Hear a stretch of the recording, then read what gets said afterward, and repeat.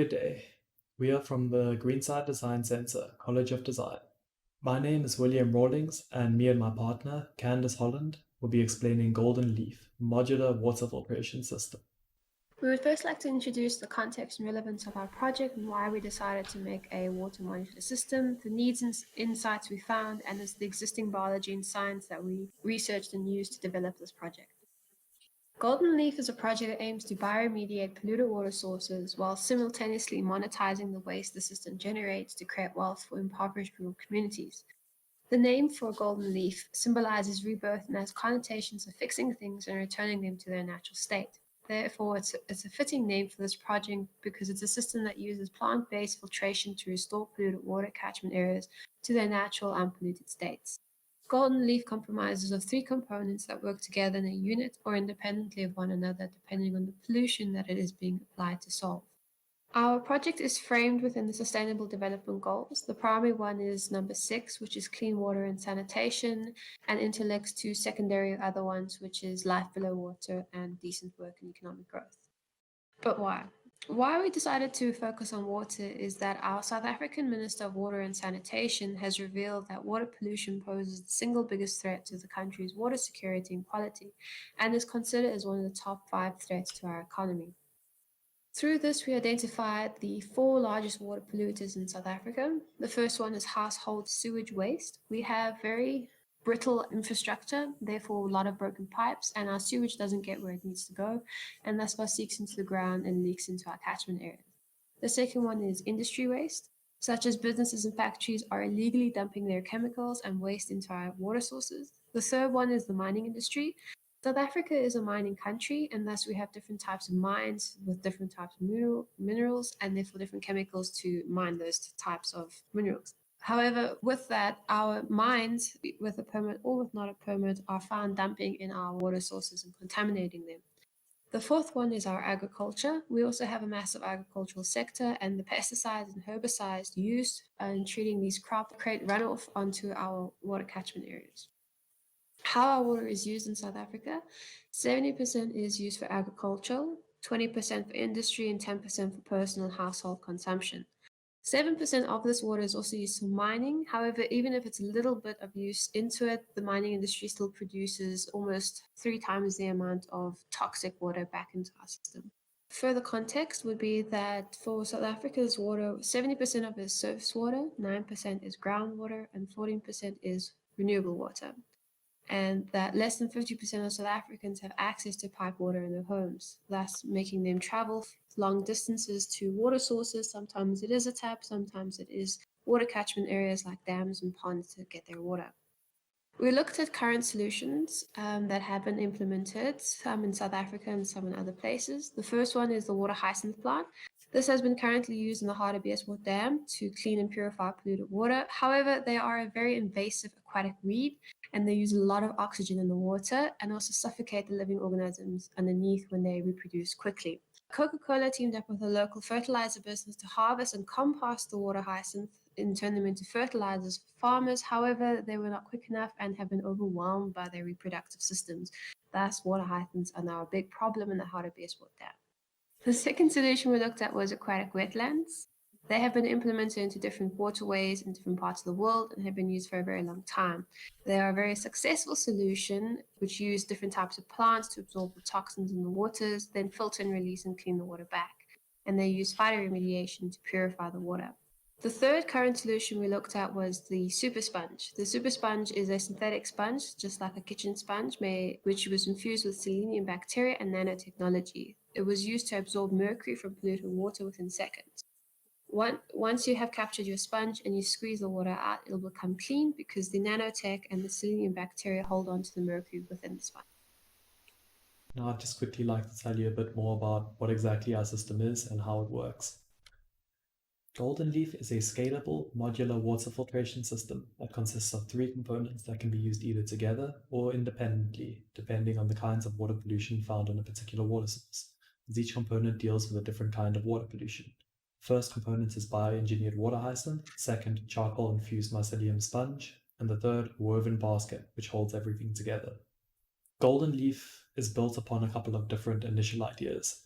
These ideas are as follows. The first one was a drinking filter system, which comprised of creating a biologically engineered sponge that can be placed in a bucket, filtering water as the user carries it home. Second one is a living sponge spliced with water hyacinth, which can be used to quickly absorb spilled mine waste. These would be dehydrated and sealed in water-soluble capsules, making them small, portable, and easy to use. And third is floating islands. Basically, this would comprise of creating floating islands that combine the water filtration abilities of oyster mushroom mycelium and water hyacinth to remove harmful substances from water catchment areas. The components used in the final design are as follows. The first one is the water hyacinth. The water hyacinth is the world's most invasive waterborne weed, and despite this, it is great at absorbing minerals and metals in water and can survive in pH levels as low as 4, making it ideal for remediating water contaminated by mine waste. As seen in the Hartebeespoort Dam, though, there are some problems with using this plant for bioremediation, which were addressed with two of our major tweaks to this plant. The first major change that we made is that we spliced it with the hydrangea, allowing the flowers to change color based on the pH level of the water.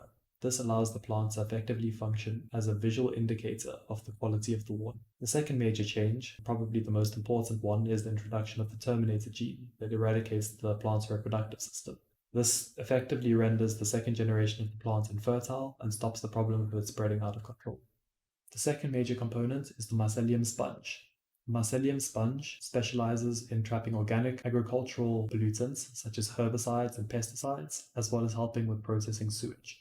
This sponge is, in and of itself, made up of three major components. The first component is the mycelium sponge base. Mycelium is used here as it is a strong, buoyant, malleable, and completely renewable biomaterial. This sponge is then infused with charcoal. Charcoal is a natural water filter, which excels at trapping contaminants due to its porous surface. Finally, enzymes are used to break down any pollutants that the rest of the system cannot deal with. The third component is the basket, which acts as our vessel and container to keep the entire system in place and be able to float on the water. Our inspiration was African basket making, as it is an age-old craft that was historically used for agricultural produce.